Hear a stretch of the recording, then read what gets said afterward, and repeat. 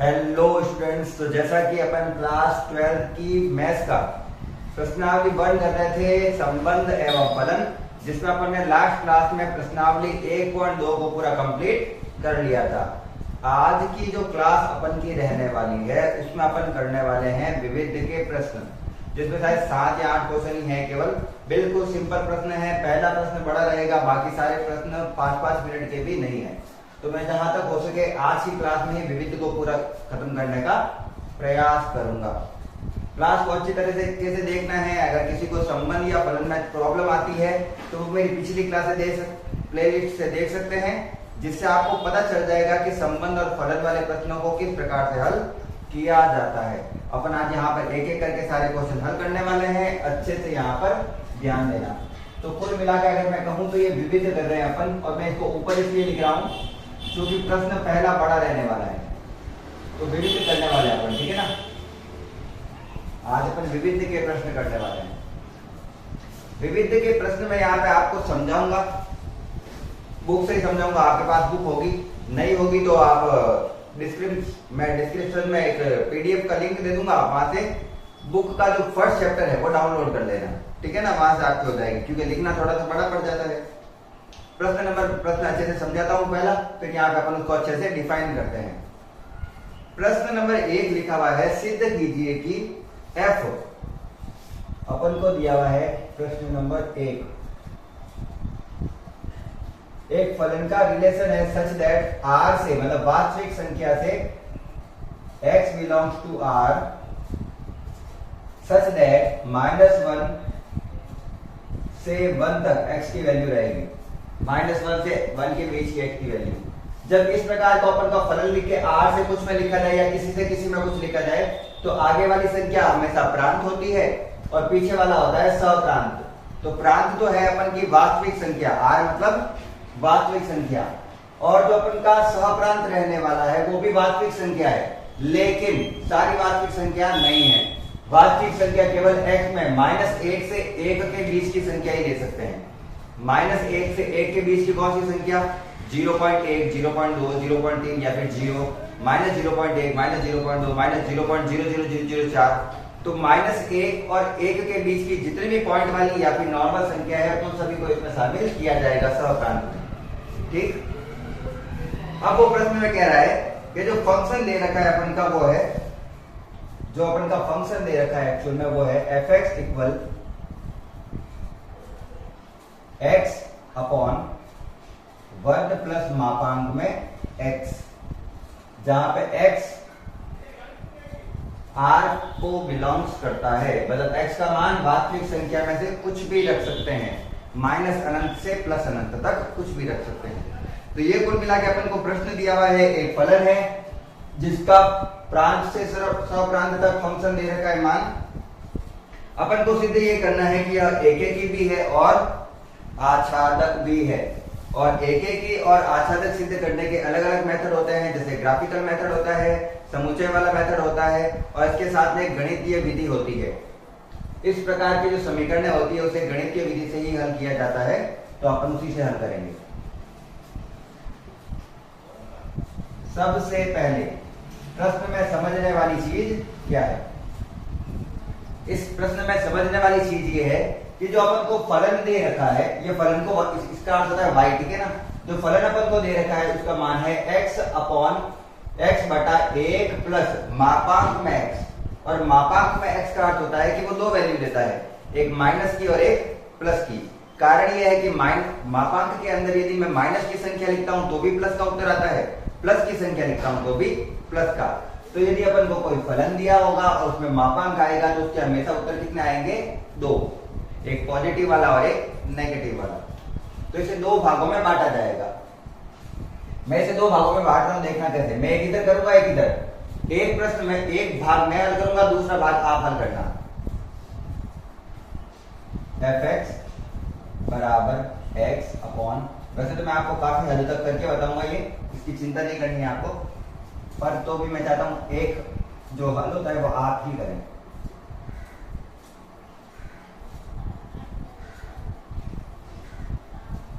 तो कुल मिलाकर अपन ने क्या किया है, जहां मापांक में x लिखा हुआ है उसके बाद जो प्लस था उसकी जगह अपन ने एक बार प्लस लगाया है और एक बार माइनस, क्योंकि मापांक में दो उत्तर होते हैं, एक प्लस का और एक माइनस का। एक बार प्लस रहा और एक बार उसको किस पे चेंज कर दिया, माइनस में।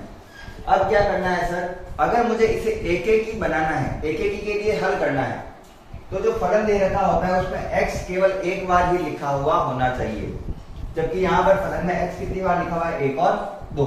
तो इसे थोड़ा सरल बनाते हैं।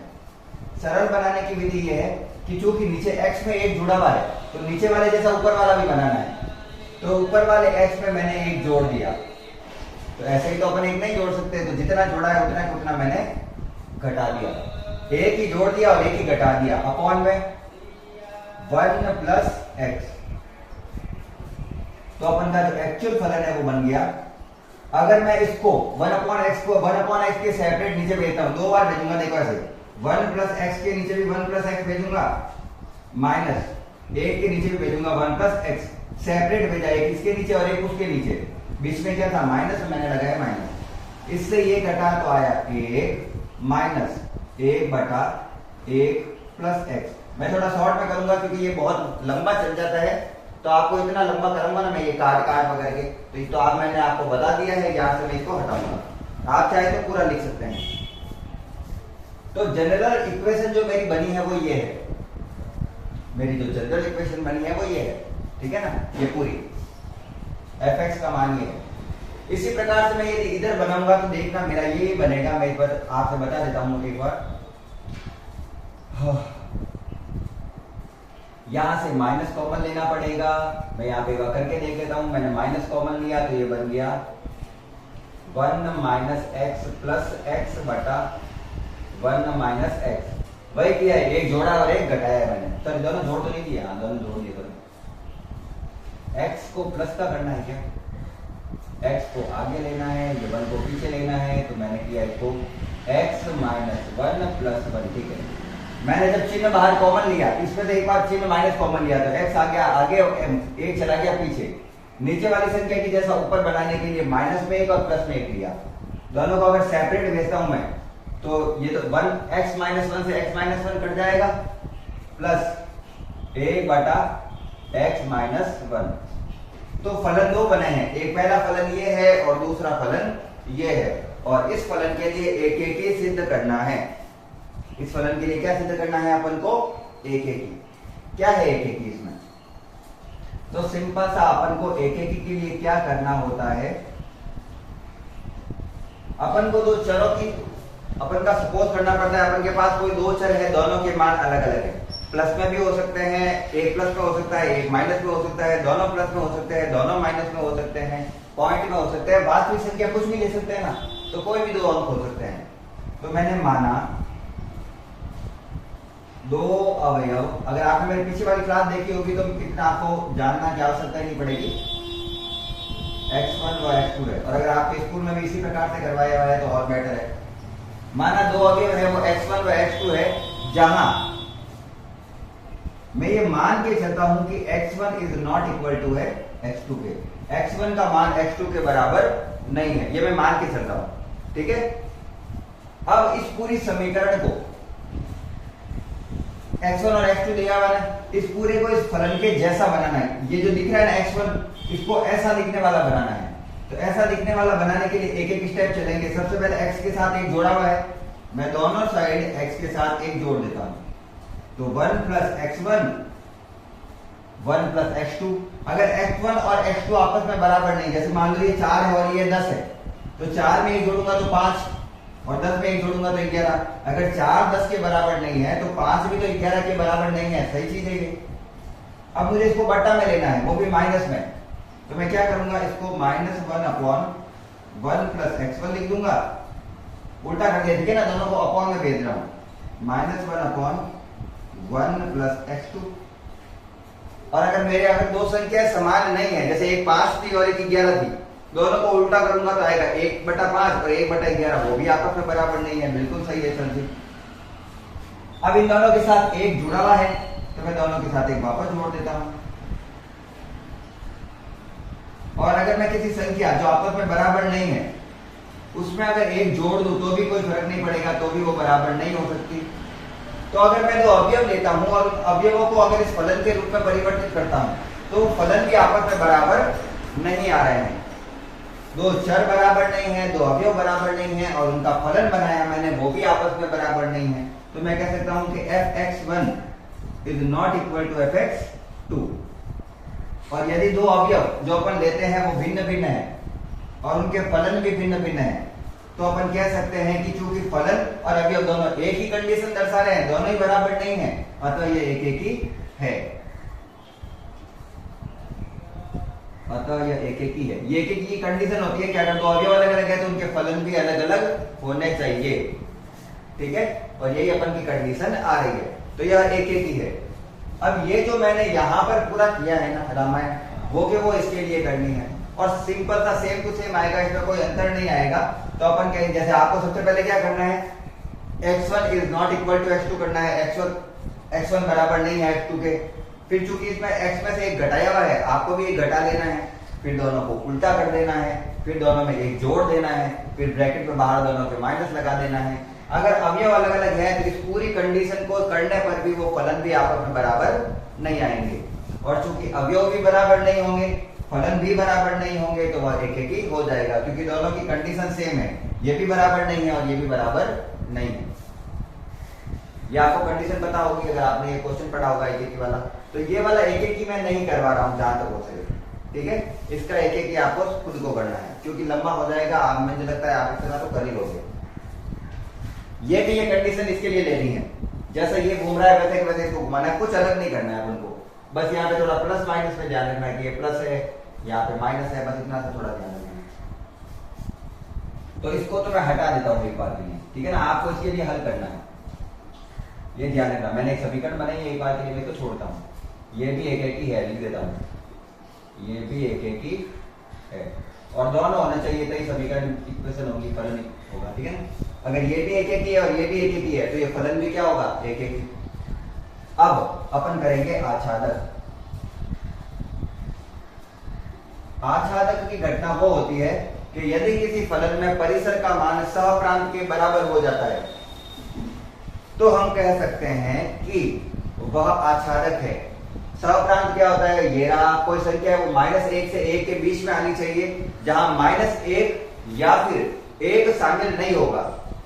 -1 से तो होनी चाहिए छोटी और +1 से होनी चाहिए, सॉरी -1 से तो होनी चाहिए बड़ी और +1 से होनी चाहिए छोटी, लेकिन -1 और 1 शामिल नहीं है। अगर शामिल होते तो यहाँ पे क्या लिखा होता साथ में, इक्वल, जो कि नहीं लिखा हुआ है। ठीक है, परिसर भी वही आना चाहिए। अब देखते हैं परिसर वो आता है या नहीं आता है। परिसर वो आए या ना आए उसके लिए अपन को समीकरण लेनी पड़ती है, इसके लिए भी करना पड़ेगा और इसके लिए भी। मैं किसके लिए करूंगा, इसके लिए। आपको किसके लिए करना है, इसके लिए। ठीक है, इस समीकरण को लिख रहा हूं, ये वाला पूरा काम नहीं आएगा तो अपन ये काम आएगा। fx को मैं लिख देता हूं y, कोई फर्क नहीं पड़ता, fx और y एक ही चीज है, बराबर x अपॉन 1 प्लस x। मैं इसके लिए कर रहा हूं, आपको किसके लिए करना है, इसके लिए। ठीक है, अब देखो क्या करना होता है आच्छादक में, अपन को कुल मिला के परिसर निकालना होता है और परिसर के लिए जो पूरी समीकरण आती है वो y की, ये y की समीकरण है x के लिए। जब x का मान रखूंगा तो y की मान आएगा, इसका मतलब ये y की समीकरण है। मुझे इस समीकरण को x की समीकरण बनाना है। कैसे, वो देखो। सबसे पहले तो इसका करना है वज्र गुणा। हमेशा ये चीज होती है, x को 1 से गुणा किया x बराबर 1 को y से गुणा किया y प्लस x को y से गुणा किया xy। मुझे इसकी x की समीकरण बनानी है तो x सारा एक तरफ आना चाहिए, तो ये x अपनी जगह पे ही है। ये प्लस का xy इधर आए तो माइनस का xy बराबर का बराबर ये y का y। चूंकि x की समीकरण बनानी है तो दोनों में x कॉमन ले लेते हैं, यहां पर बचा 1 माइनस यहां पर बचा y बराबर y। x का मान निकालना है, ये पूरा इसके गुणा में है, इधर जाएगा तो भाग में, तो x बराबर आ गया y अपॉन 1 माइनस y। और इससे अपन परिसर क्या निकाल सकते हैं, ये फॉर्मूला देके अपन को परिसर पता होना चाहिए, पता करना होता है। ठीक है ना, तो क्या करूं मैं, सर? तो इसके लिए करो ये कि अपन को इसके लिए मान निकालना है ना, तो नीचे वाला मान है ये एक परिमेय संख्या के रूप में है, p बटा q के रूप में। और अगर अपन को कोई फलन p बटा q के रूप में दे रखा होता है तो बट्टा वाली संख्या मतलब q कभी भी शून्य नहीं होना चाहिए। बट्टा वाली संख्या का मान कभी भी 0 नहीं होना चाहिए। अगर आपने कभी पढ़ा हो अच्छे से, परिमेय संख्या को p बटा q के रूप में लिखा जाता है जहां q is not equal to 0। तो ये नीचे वाला जो अवयव लिखा हुआ है वो 0 नहीं होना चाहिए, यही कंडीशन है। तो मैं निकालता हूं परिसर, मैं इसका निकालता हूं परिसर। वैल्यू पुट करते हैं, वैल्यू पुट किया तो आया x, सॉरी परिसर y1 minus y is not equal to 0 होना चाहिए। सीधी सी बात है, बट्टा वाली संख्या 0 नहीं हो सकती परिसर में। y को उधर भेजा, माइनस का y उधर जाके हो गया प्लस का y is not equal to 1। ये कह रहा है x का मान 1 नहीं हो सकता, सॉरी y का मान 1 नहीं हो सकता, उसके अलावा कुछ भी हो सकता है। लेकिन कंडीशन ये है कि यहाँ पर अपन को 0 से आगे की तरफ चलना है। अब मैं कुछ वैल्यू पुट करके देखता हूँ, बताता हूँ, ठीक है ना। मैंने अगर यहाँ पे 2 रखा तो 2 बटा 1 माइनस 2 हो जाता है माइनस का 2। 2 बटा 1 माइनस 2 करेंगे ना, तो देखो अगर आप कहोगे एकांश कैसे आया तो ये माइनस का 1 हो गया और इसका उत्तर हो गया माइनस का 2। अब मैं 3 रखूंगा तो हो जाएगा माइनस का 3। लेकिन ये कह रहा है y का मान कहां से कहां तक रखना है, -1 से 1 के बीच में। मैंने आपको यहाँ पे भी 2 रख के क्यों बताया है कि आपको ये चीज पता चल रही है या नहीं पता चल रही है। आपको वैल्यू -1 से 1 के बीच, सॉरी ये y की वैल्यू जो यहाँ पर है, सॉरी ये है ना, वो आपको प्रांत पर कुछ भी रख सकते हैं, तो कुछ भी रख सकते हैं, तब तो अपन कुछ भी रख सकते हैं। तो मेरा तो ये आंसर नहीं आ रहा है, मेरा ये परिसर आ रहा है, परिसर आ रहा है, सॉरी परिसर हो गया r, जो मैंने समीकरण कॉल किया है मेरा परिसर आ रहा है। परिसर में कुछ भी रख सकते हैं, r मतलब कुछ भी रख सकते हैं, लेकिन 1 नहीं रख सकते। परिसर में अपन कुछ भी रख सकते हैं लेकिन क्या नहीं रख सकते, 1 नहीं रख सकते। और यहाँ पे अपन को कंडीशन में बता रहे हैं -1 से केवल क्या रख सकते हैं, अपन 1 रख सकते हैं। अगर आप इसके लिए हल करोगे ना, इसके लिए पूरा हल करोगे तो उसके लिए भी क्या आएगा वो बता देता हूं। वहां पे आएगा y is not equal to -1। ये किसके लिए आएगा, इसके लिए, फर्स्ट वाले के लिए तो आएगा ये, सेकंड वाले के लिए आएगा ये। तो उसके लिए परिसर क्या आएगा, परिसर में y की जगह -1 नहीं रख सकते, बाकी कुछ भी रख सकते हैं। तो कुछ भी रख सकते हैं लेकिन -1 नहीं रख सकते। कुछ भी रख सकते हैं लेकिन -1 नहीं रख सकते। तो ये कह रहा है कि परिसर में कुछ भी रख सकते हैं लेकिन 1 नहीं रख सकते। ये कह रहा है -1 नहीं रख सकते। और अपन को कंडीशन कह रहा है कि अपन को केवल जो संख्या है वो -1 से 1 के बीच में ही उत्तर आना चाहिए, जबकि मेरा तो अलग ही उत्तर आ गया। तो मैं ये कह सकता हूं कि ये परिसर और सहप्रांत आपस में बराबर नहीं है, तो यह आच्छादक भी नहीं है। ये एक ही तो है लेकिन आच्छादक नहीं है। परिसर ऐसे निकाला जाता है, आपको इसका पूरा करना है। जैसे मैंने इसका पूरा सॉल्व किया है ना, आपको इसके लिए ये वाला परिसर भी निकालना है और क्या निकालना है, एक के लिए वो भी निकालना है। दोनों कंडीशन करनी है, उसके बाद में पूरा हल होगा। और ये सबसे बड़ा प्रश्न है आपके विविध का या फिर पूरी प्रश्नावली का। मेरे को तो सबसे बड़ा प्रश्न यही लगा। मैंने तो शॉर्ट पे कराया है केवल 1 को लेकर। आपको सेकंड के लिए खुद को करने को बोला है, आप एक बार ट्राई करना, ठीक है। ये क्वेश्चन अच्छे से स्क्रीनशॉट ले लेना, मैं करूंगा नेक्स्ट क्वेश्चन सेकंड।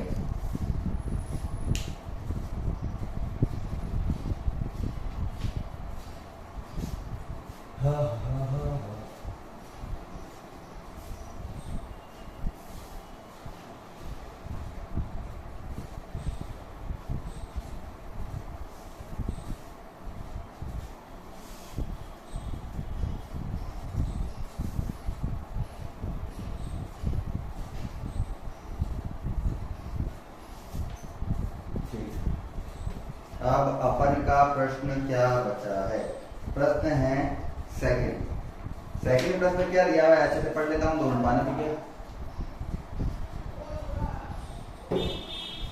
अब सारे प्रश्न है वो 3 से 4 मिनट के हैं केवल सारे।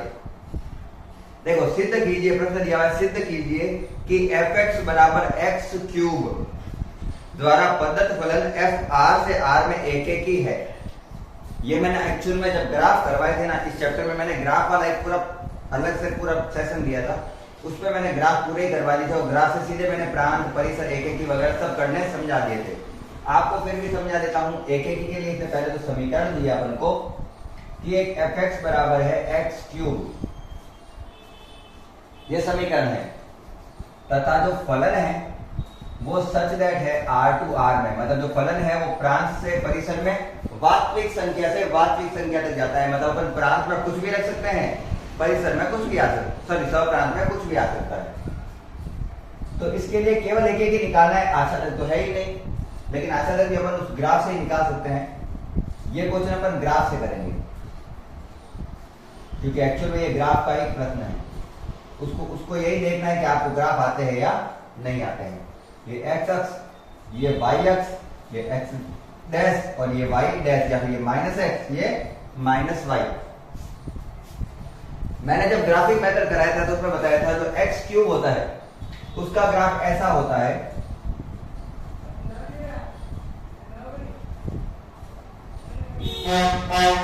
ऐसा, और ये इधर भी अनंत तक चलता है, इधर भी अनंत तक चलता है, दोनों साइड अनंत तक चलता है। एकेकी अपन को ग्राफ में यह बताती है, ग्राफ में अगर एकेकी पता करना हो तो उसका क्या कंडीशन होती है कि यदि मैं x अक्ष के समांतर कोई रेखा खींचूं और वो ग्राफ को केवल एक ही जगह पर काटे तो वो एकेकी है, और अगर वो एक से ज्यादा जगह पर काटे तो वह बहु एकेकी है या फिर एकेकी नहीं है। तो मैंने x अक्ष के समांतर एक रेखा खींची, बताओ जो वक्र है वो उसको कितनी जगह पर काटता है? तो सर जी वक्र को तो ये केवल एक ही जगह पर काटता है, और चूंकि ये वक्र को एक ही जगह पर काटना है अतः यह एकेकी है। चूंकि x अक्ष के समांतर खींची गई रेखा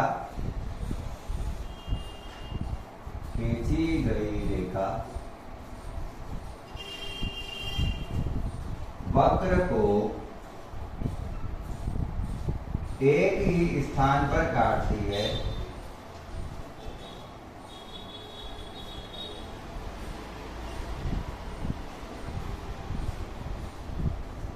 अतः यह एकेकी है। बस हो गया, इतना सा प्रश्न था ये। अगर मान लो कंडीशनली आपको ये पूछा कि ये आच्छादक है, अपन पूरा अच्छे से करते हैं प्रश्न। अगर मान लो वो आपसे पूछा ये आच्छादक है या नहीं, तो आच्छादक के लिए जो सहप्रांत होता है, ये क्या है प्रांत, और ये क्या है अपना सहप्रांत। तो आच्छादक के लिए जो सहप्रांत है वो परिसर के बराबर होना चाहिए। तो इसका सहप्रांत तो है r, और परिसर का अर्थ होता है y में क्या वैल्यू आ रही है। तो y में अगर देखूं तो y में ये ऊपर भी जा रहा है ग्राफ और नीचे भी जा रहा है। तो माइनस अनंत से प्लस अनंत तक पूरी वैल्यू है y की, और माइनस अनंत से प्लस अनंत की वैल्यू को ही क्या बोला जाता है? वास्तविक संख्या। तो परिसर भी इसका अनंत है, सॉरी परिसर भी इसका वास्तविक संख्या r है, और सहप्रांत भी r है, अतः यह आच्छादक भी है। क्योंकि इसका सहप्रांत और इसका y का मान जो परिसर होता है वो दोनों बराबर है, ठीक है ना। अभी तो आपको एकेकी के लिए बोला था तो मैंने इसी करवा दिया।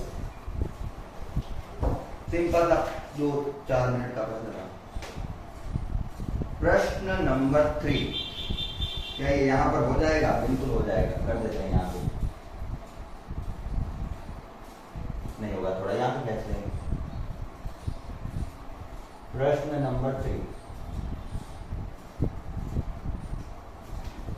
प्रश्न लंबा चौड़ा है, अच्छे से पढ़ते हैं। क्वेश्चन बहुत सिंपल है, बस प्रश्न को लंबा चौड़ा खींचा गया है, ठीक है ना। देखो प्रश्न दिया हुआ है, एक अरिक्त समुच्चय x दिया गया है। px जो x के समस्त उप समुच्चयों का समुच्चय है। x तो एक समुच्चय है और px उसके समस्त समुच्चयों का उप समुच्चय है।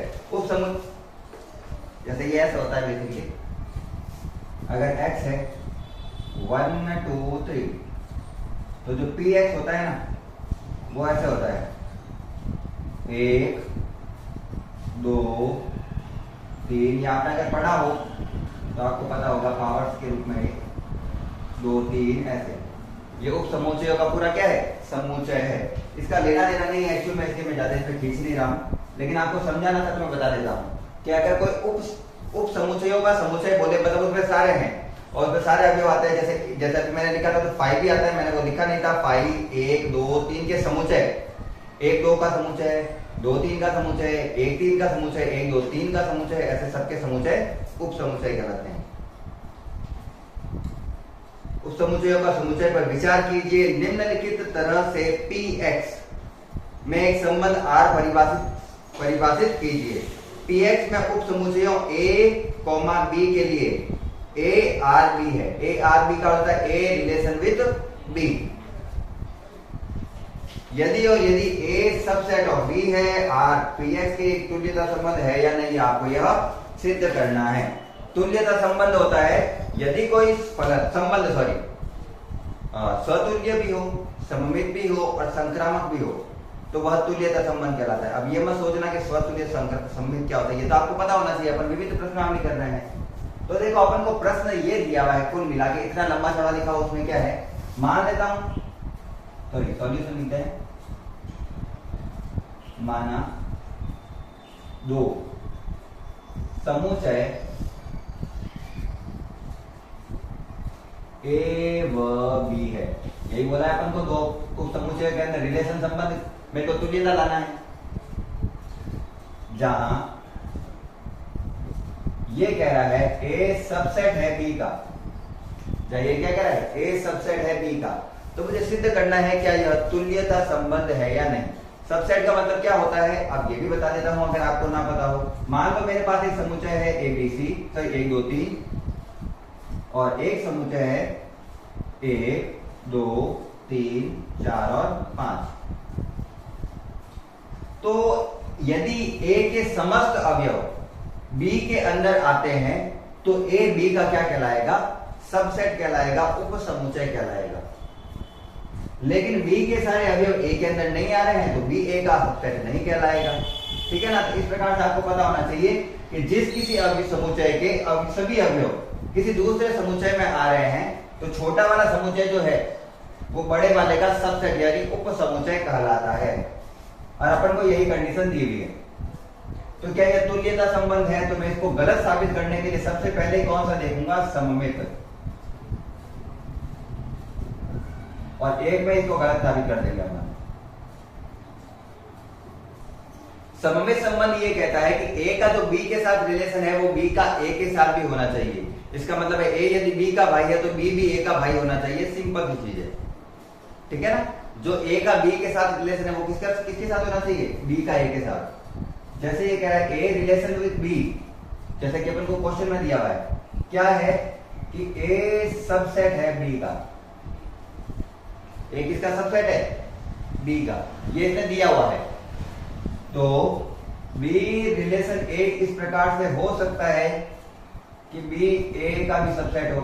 यदि A B का सबसेट है, यदि मतलब A के सारे अवयव B के अंदर आ रहे हैं, तो क्या जरूरी है कि B के सारे अवयव भी A के अंदर आएंगे। अभी मैंने आपको बताया था A के अवयव यदि 1 2 3 है और B के अवयव यदि 1 2 3 4 5 है, A के सभी अवयव B के अंदर आ रहे हैं लेकिन B के सभी अवयव A के अंदर नहीं आ रहे हैं ना, तो ये कथन तो अपन को गलत दिया हुआ है, तो इसको मैंने काट दिया, ये सबसेट नहीं है। क्योंकि ये सबसेट नहीं है तो ये सममित भी नहीं है। और यदि कोई संबंध एक स्वतुल्य, सममित या संक्रामक में से एक भी नहीं होता है तो वह तुल्यता संबंध भी नहीं होता है। तो अपन कहेंगे अतः यह तुल्यता संबंध भी नहीं है, अतः यह तुल्यता संबंध भी नहीं है। बस इतना प्रश्न था। और क्वेश्चन लिखा था दुनिया भर का बड़ा सा, तो उसमें अपन को कोई लेना देना है नहीं। अपन को पूछा बस इतनी सी चीज गई थी, वो लंबी चौड़ी रामायण की गई थी।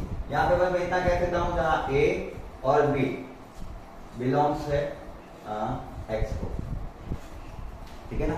A और B दोनों X के एक समुच्चय के बिलोंग करते हैं।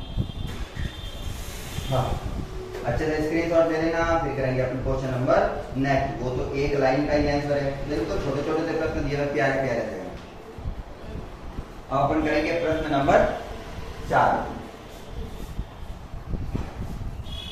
अगर किसी के पास बुक है वो पुरानी है तो ध्यान रखना सारे प्रश्न नहीं है, विविध वाले शॉर्ट बीच में से प्रश्न है।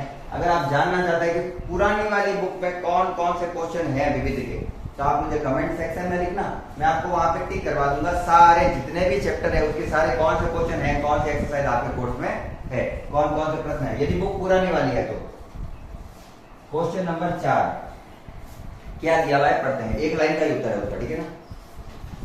प्रश्न 4 दिया हुआ है, समुच्चय दिया हुआ है, मुझे एक समुच्चय दिया हुआ है और समुच्चय इस प्रकार से है कि 1 2 3 से लेकर इसमें कितने अवयव है, टोटल n अवयव है, n मतलब कोई भी संख्या है, n अवयव है, से स्वयं तक के समस्त आच्छादक फलनों की संख्या ज्ञात कीजिए। स्वयं तक मतलब खुद तक, खुद का खुद से संबंध होना चाहिए, ठीक है ना। तो अपन को कह रहा है कि एक समुच्चय है जिसमें बहुत सारे अवयव हैं, टोटल n अवयव हैं, इन n अवयवों का खुद से रिलेशन दर्शाने के लिए कितने, अगर खुद से रिलेशन है तो उसके आच्छादक में कितने अवयव होंगे, आच्छादक में कितने अवयव होंगे। तो किसी समुच्चय के लिए आच्छादक के अवयवों की संख्या खुद से स्वयं तक के लिए किसी संबंध के लिए, किसी फलन के लिए आच्छादक जो होता है उनके अवयवों की जो संख्या होती है स्वयं तक, वो उन सभी संख्याओं के गुणनफल के बराबर होती है। तो इन सभी के गुणनफल के बराबर है तो मैं इसे क्या लिख सकता हूं, अगर मैं पीछे से लिखना चाहूं तो सबसे पहला अंक कौन सा है, n इंटू इससे एक पहले का अंक कौन सा होगा, तो इससे पहले का आंसर n-1 होगा क्योंकि वो उससे कम होगा, उससे और आगे का कौन सा होगा, n-2 होगा, उससे और आगे का n-3 होगा, ऐसे ये मल्टीप्लाई मेथड ध्यान रखना है ना, अप टू ऑन। फिर कौन सा अवयव है, मल्टीप्लाई 3 मल्टीप्लाई 2 मल्टीप्लाई 1। इस प्रकार से इन सब की संख्याओं का अगर गुणा कर देंगे तो ये क्या कहलाएगा, आच्छादक के अवयवों की संख्या। और यदि आपने क्रमचय संचय पढ़ा है तो आपको पता होगा किसी भी संख्या का अपन उल्टी तरफ अगर गुणा करते जाते हैं तो उसका जो आंसर होता है वो फैक्टोरियल n होता है। फैक्टोरियल n को दो टाइप से लिखा जाता है, या तो ऐसे या फिर ऐसे। अगर नहीं पता है तो ये भी देख लो, फैक्टोरियल 5 का मतलब क्या होता है, 5 4 3 2 1। ये भी यही कह रहा है, उल्टी संख्या चल रही है, कहां तक जा रही है, लास्ट 1 तक गुणा में, तो उसका फैक्टोरियल सबसे आगे वाली संख्या है, तो इसका भी फैक्टोरियल क्या होगा, n। बस हो गया क्वेश्चन, इतना सा प्रश्न था, ये तो कुछ था ही नहीं। तो इसका आंसर है फैक्टोरियल n। ये तो मैंने ऐसे ही करवाया, इतना कुछ खास था नहीं।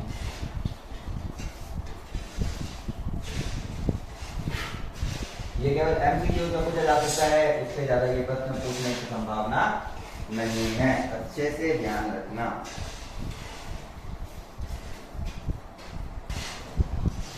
चलिए पढ़ते हैं प्रश्न नंबर 5।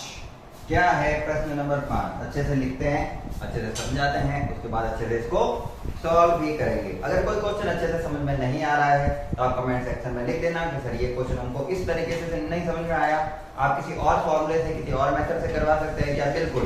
इस प्रश्नावली में सारे जो प्रश्न हैं वो 2 से 3 अलग अलग मेथड से सॉल्व किए जा सकते हैं, ठीक है। बाकी वाले मेथड फिक्स होते हैं। ये कुछ एक्सरसाइज ऐसी है जिसको 2-3 मेथड से कर सकते हैं, जैसे ग्राफिक मेथड, समुच्चय मेथड या फिर गणितीय रूप से करते हैं इसको।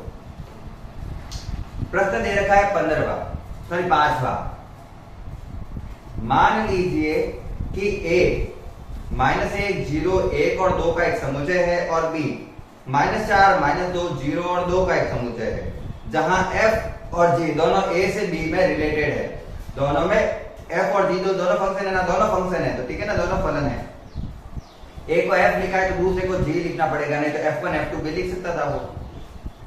और दोनों के मान है fx बराबर है x² -1 और gh का मान है 2 मापांक में x -1/2 बाहर भी -1।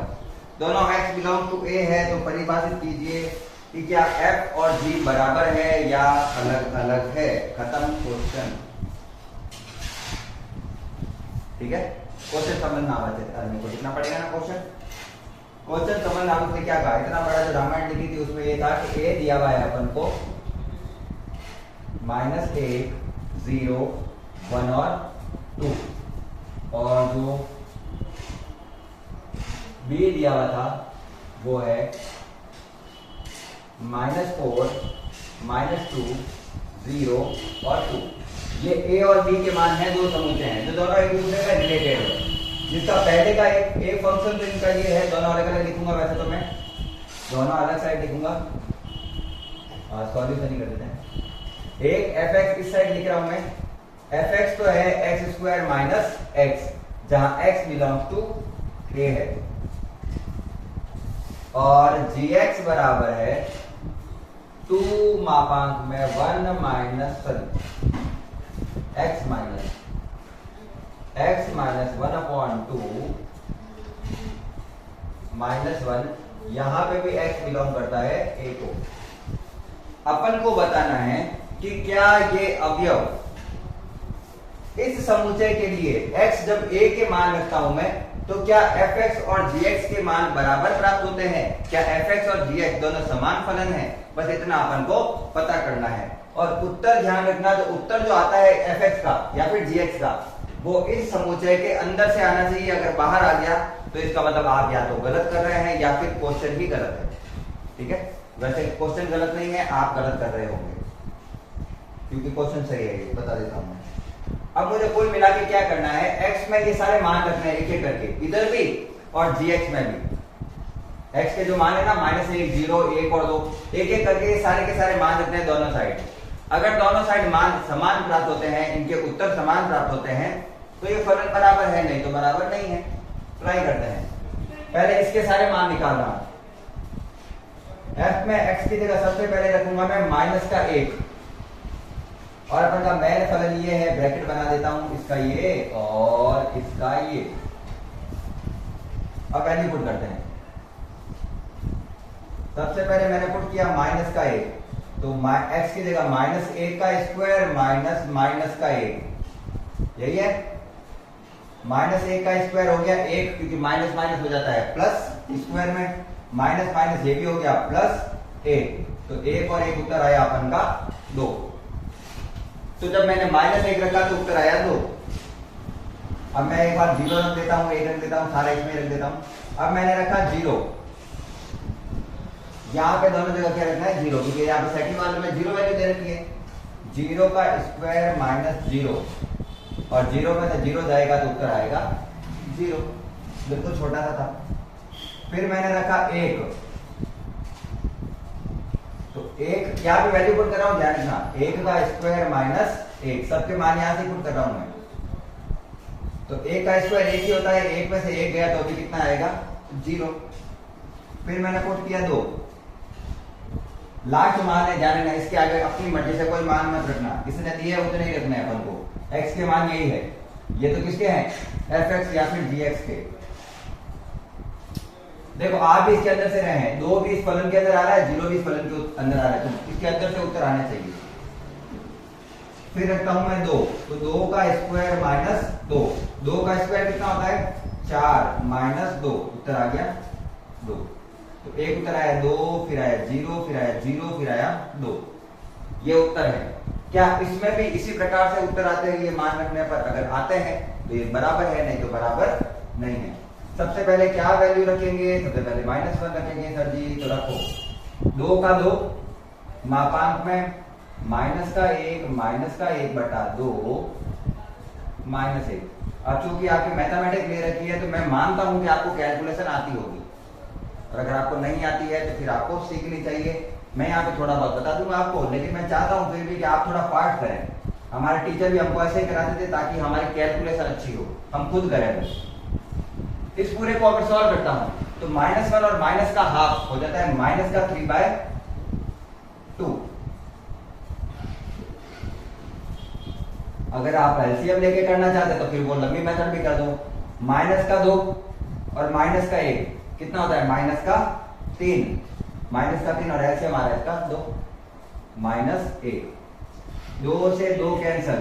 मापांक के अंदर जो माइनस की संख्या होती है वो भी हो जाती है प्लस की। एक बार तो मैं करके दिखा देता हूं, माइनस संख्या भी हो जाती है प्लस की, तो 3 - 1, उत्तर कितना आ गया 2। तो सीधा उत्तर लिख रहा हूं मैं 2। आपको थोड़ा कैलकुलेशन शॉर्ट में करवा रहा हूं मैं, और मैं चाहता हूं कि आप कैलकुलेशन खुद करें ताकि आपकी कैलकुलेशन अच्छी हो। अब देखो, जब मैंने -1 मान रखा था तो उत्तर आया 2, जब मैंने -1 मान रखा था तो उत्तर आया था 2, सेम आ रहा है। अब रख रहा हूँ 0, तो यहाँ पे 0 रखता हूँ, 2 ब्रैकेट 0 -1/2, 2 मापांक में इसकी जगह 0 -1/2 -1, तो 2 और 0 में से आधा जाएगा तो माइनस का आधा ही बचेगा, लेकिन मापांक उसको प्लस का कर देगा, तो ये हो गया 1/2 -1, 2 से 2 कैंसल, 1 में से 1 गया तो भी 0, यहाँ पे 1 ही बचेगा ना, 1 ही बचा है, 1 में से 1 जाएगा तो कितना जाएगा 0। फिर है gx में अपन को मान रखना है 1, कितना मान रखना है 1, देखो बराबर आ रहा है, 0 रखा था तो 0, 0 रखा है तो 0। गोले नहीं बनाने को समझाने के लिए बनाया मैंने, आप गोले मत बना देना। फिर 2 x की जगह 1 रखना है, -1/2 -1, 2 और 1 में से आधा जाता है तो आधा ही बचता है, -1, इससे वापस 2 से 2 गया, वापस 1 बचा, 1 में से 1 गया तो 0। जब मैंने 1 रखा तो उत्तर आया 0, जब मैंने 1 रखा तो उत्तर आया था 0। सेम लास्ट यहां पे कर देता हूं इधर की साइड, लास्ट में मेरे को मान क्या रखना है 2, तो g2 बराबर फॉर्मूले में वैल्यू पुट करो, 2 का 2 मापांक में x की जगह 2 -1/2 मापांक बंद माइनस का 1, 2 में से 1/2 जाएगा तो बचेगा 3/2, या फिर अगर एलसीएम लेते हैं तो 2 दूनी 4 -1 1 कम 1, 4 में से 1 गया 3/2 -1 गया, 3 -1 कितना होता है 2, 2 रखा तो उत्तर कितना आया 2, 2 रखा तो कितना उत्तर आया 2। दोनों में समान आ रहे हैं क्या, सारे फलन रख के देख, सारे चर रख के देख लिए, सारे चरों में वैल्यू बराबर आ रही है, तो मैं यहाँ पे कह सकता हूं अतः fa बराबर ga या फिर fx बराबर gx इति सिद्धम, बस यही उसका उत्तर है। सबसे पहले ये करना है, फिर ये करना है, दोनों के मानों की पर ये पूरा करना है यहाँ से लेकर यहाँ तक, और फिर दोनों चूंकि बराबर है, यही अपन को प्रश्न में पूछा गया था कि फलन बराबर है या नहीं है। देखो प्रश्न बहुत इजी है, अगर आपको वैसे तो समझ में आ रहा है तो पहले तो एक बार क्लास को लाइक कर देना है, ठीक है ना। बहुत अच्छे से क्लास को समझा रहा हूँ, अगर आपको क्लास अच्छी लग रही है तो फटाफट से क्लास को लाइक कर देना है। आपको सारे एक्सरसाइज है वो इतने ही इजी तरीके से करवाए जाएंगे, पूरे चैप्टर जितने आपके 14 चैप्टर है वो पूरे के पूरे 13-14 जितने चैप्टर हैं वो पूरे के पूरे इतने ही इजी वे से कराए जाएंगे। तो क्लास को सब्सक्राइब कर देना है, अपने दोस्तों के साथ शेयर कर देना है। अब अपन करेंगे इसका क्वेश्चन नंबर नेक्स्ट 6।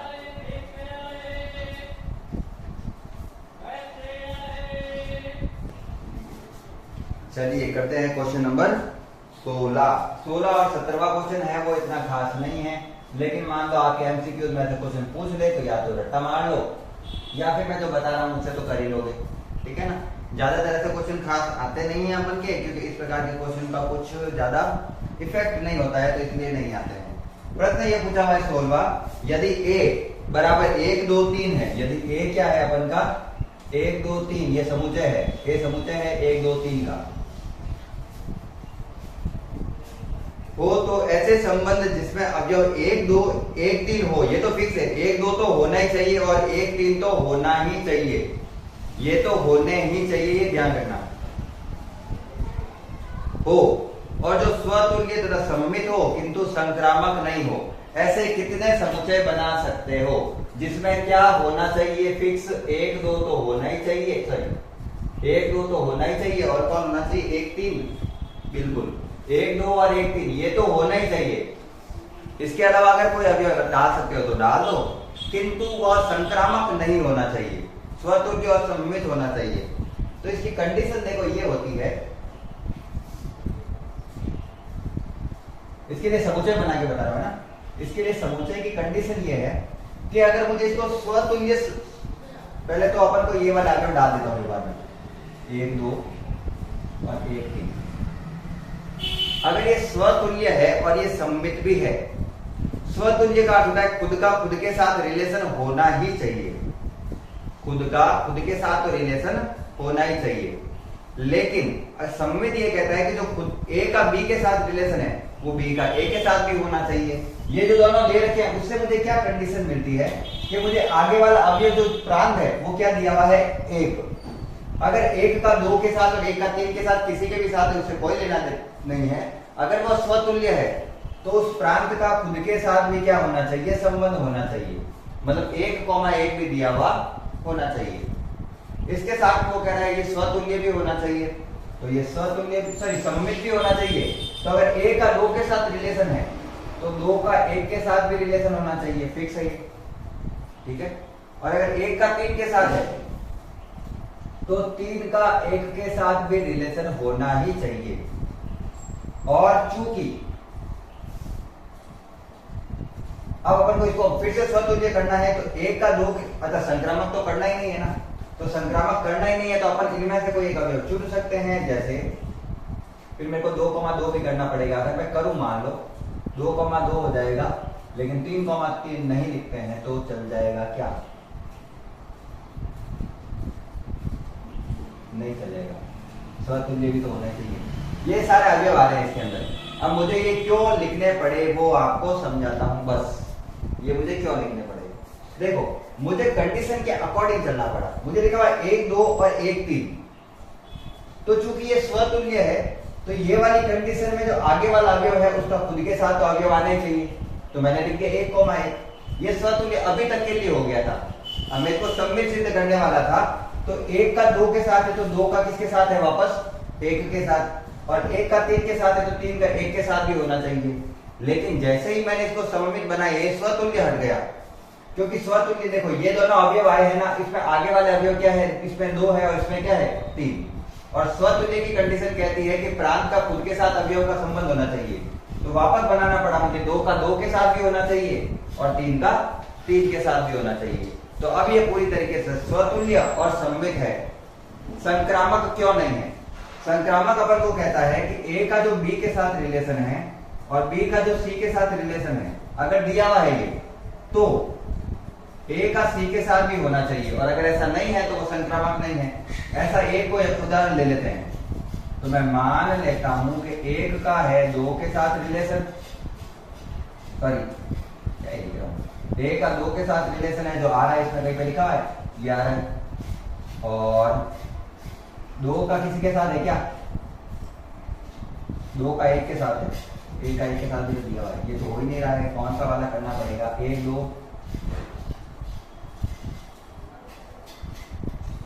2 का 3 के साथ करना पड़ेगा। 2 का 3 के साथ तो दिया हुआ ही नहीं है। कौन सा घटक लो, संक्रामक के लिए कौन सा घटक लेना पड़ेगा अपन को। यदि 2 का किसके साथ है, यहाँ पर 1 के साथ और 1 का 3 के साथ, क्या 2 का 3 के साथ दिया हुआ है, चलो हो गया। देखो मैंने यहाँ पर एक कंडीशनल एक पॉइंट दिया है, यहाँ पे मैंने लिखा है कि 2 का 1 के साथ रिलेशन है, दिया हुआ है। मैंने माना ए वहां पर क्या है 2 है और बी क्या है वहां पर 1, और लेना इसके अंदर से अवयव है, अपने को मर्जी से कुछ भी नहीं मान लेना है। तो मैंने माना ए का बी के साथ रिलेशन ये है कि 2 1 से जुड़ा हुआ है। तो अगर बी 1 है तो 1 में ऐसा और कौन सा अवयव आ रहा है, 1 का 3 के साथ रिलेशन है, तो मैंने लिख दिया 1 का 3 के साथ रिलेशन है। जो यहाँ अगर यहाँ पर अगर बी 1 है तो सी कितना हो गया 3, तो क्या ए का सी के साथ रिलेशन आ रहा है, मतलब 2 का 3 के साथ रिलेशन आ रहा है, वो इसमें है क्या, 2 का 3 के साथ रिलेशन मुझे तो नहीं दिख रहा कहीं पे, और चूंकि नहीं दिख रहा तो ये नॉट बिलोंग्स टू आर है। ये बिलोंग कर रहा था, ये बिलोंग कर रहा था, लेकिन ये बिलोंग नहीं कर रहा है, अतः यह संक्रामक नहीं है। और अपन को ऐसा ही एक अवयव बनाना था और ऐसा केवल एक ही संभव है, इसलिए इसका उत्तर है वो है ए। ऐसा केवल एक ही संभव है, ध्यान रखना। अब मैं बना रहा हूं दूसरे वाले का। मेरी जिम्मेदारी ये है कि मैं क्वेश्चन को पूरी तरीके से सॉल्व करूं, बाकी मैं अगर सीधा ही बता दूंगा ए और बी तो आपको तो क्या ही पता चलेगा। अच्छा ये आपको टिक कर लेना, ये ए बी बी सी और वगैरह था वो ना, आप स्क्रीनशॉट ले सकते हो इसका। ए के साथ रिलेशन नहीं बता रहा है तो ये संक्रामक नहीं है, लेकिन स्वतुल्य और सम्मित तो मैंने खुद ने सेट किया है, तो वो तो ऐसा हो ही नहीं सकता कि ना हो। क्वेश्चन नंबर दिया हुआ है 17। ये इस प्रकार से दिया हुआ है कि मुझे बोला हुआ है ए 1 2 3 में फिर से रिलेशन दर्शाना है कि अवयव 1 और 2 तो आना ही चाहिए उसमें, ये तो बिलोंग करना ही चाहिए आर को, ये दोनों तो बिलोंग करने ही चाहिए थे आर को, ठीक है। 1 और 2 तो आना ही चाहिए और ये तुल्यता संबंध भी होना चाहिए, मतलब ये सममित भी होना चाहिए, स्वतुल्य भी होना चाहिए और संक्रामक भी होना चाहिए। ऐसा कितनी घटनाएं हो सकती है, तो पहला रिलेशन बनाता हूँ एक बार, तो पहला बनेगा, कितना बनेगा वो देखते हैं। इसने बोला 1 और 2 तो होना ही चाहिए, तो सममित के लिए 2 और 1 भी होना चाहिए, ठीक है। अगर 1 का 2 के साथ रिलेशन है तो 2 का 1 के साथ भी होना चाहिए। साथ में ही स्वतुल्य होने के लिए 1 का 1 के साथ रिलेशन होना चाहिए और 2 का 2 के साथ भी होना चाहिए। और संक्रामक के लिए देख लेते हैं, अगर a 2 से जुड़ा हुआ है, 1 2 से जुड़ा हुआ है और 2 1 से जुड़ा हुआ है, तो 1 1 से भी जुड़ा हुआ है, ठीक है, हो गया। 2 1 से जुड़ा हुआ है, 1 2 से जुड़ा हुआ है, तो 2 2 से भी हो गया। ये पहला तो हो गया अपन का ये, और दूसरा कुछ बना सकते हैं क्या इसका, 3 3 वाला बना सकते हैं ना। एक तो हो गया ये, अच्छा 3 भी लेना ही है क्या, 2 का 3 के साथ और 1 का 3 के साथ, इससे बन जाता है। 1 का दिया हुआ है 2 2, 2 का दिया हुआ है 2 2, ठीक है। 2 2 नहीं लेते तो चल जाता, 2 का से नहीं चलता। चलो 1 तो हो गया ये।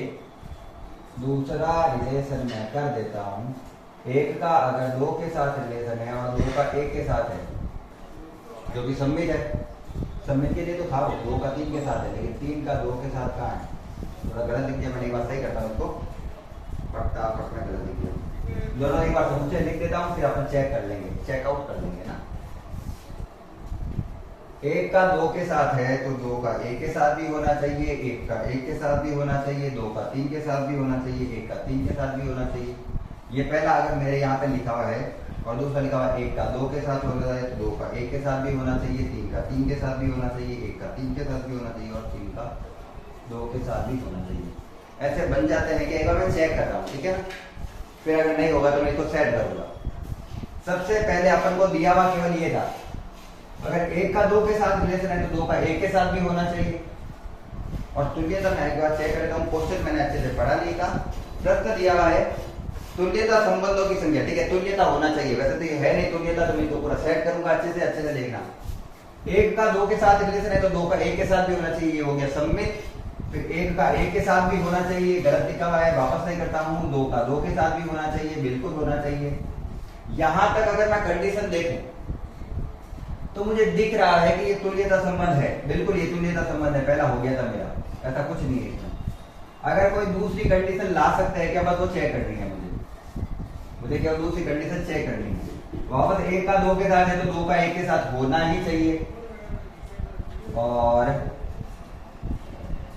2 का अगर ये वापस 1 का 1 के साथ होना ही चाहिए, 2 का 2 के साथ होना ही चाहिए। इसके अलावा अपन कोई और अवयव ऐड कर सकते हैं या नहीं, बस वो देखना है, ठीक है ना। तो मैं कौन सा अवयव ऐड करूं, 3 वाला कोई अवयव ऐड करना पड़ेगा, 1 और 2 वाले तो सारे हो गए। तो मैं अगर 1 को 3 के साथ जोड़ता हूं अगर, तो मुझे 3 को 1 के साथ भी जोड़ना पड़ेगा। अच्छा तुल्यता करना है ना, सारे अवयव लिखने, क्या ही कर रहा हूं, 3 का 3 के साथ, 1 का 3 के साथ, 3 का 1 के साथ, 2 का 3 के साथ और 3 का 2 के साथ। चलो हो गया एक तुल्यता संबंध, इतनी देर से माता करवा। तुल्यता संबंध एक तो सबका सबके साथ रिलेशन, यू भी तुल्यता हो जाता है।